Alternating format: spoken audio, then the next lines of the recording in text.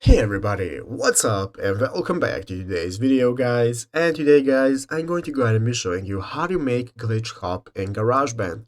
This is a very simple thing to do, so make sure to watch this quick and easy video to the very end, follow my steps correctly so you can make sure this work is the same for you and you can do this yourself.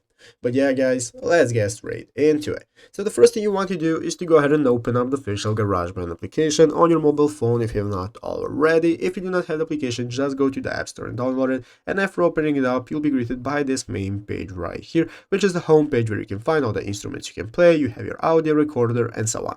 So guys, let's go ahead and see how you get started with making glitch hops. There are two ways we can go with this. The first way, guys, is to go ahead and find something pre-made so that we can edit based on of it. So go ahead and click right here in the upper left corner, click on live loops. That's going to open up the live loop section right here where you can find all the loops you can access, such as EDM and so on. Something of this may be to use to you, but what you want to take a look on and focus on is the sound library option right here. So if you click on sound library, it's going to open up this sound library option where we can find all the packs we can access, like 8-bit legends, we have the beat tape, modular rhythms, and so on. Something of this may be of use to you. So as you can see, we have the modular rhythms right here that you can download. We have the ultimate 808s, something that's going to help you create your pre-made track, and after that you can edit on it, add your own effects, mastering effects, add even more, and so on.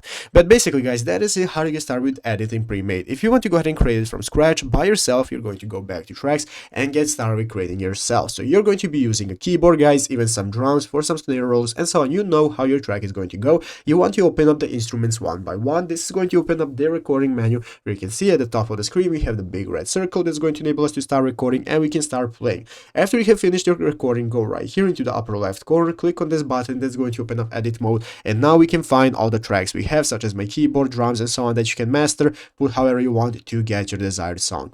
But yeah guys, basically that is how to do it. So I hope this video was helpful. If it was, make sure to leave a like, subscribe to the channel. See you, thanks for watching, take care, and bye.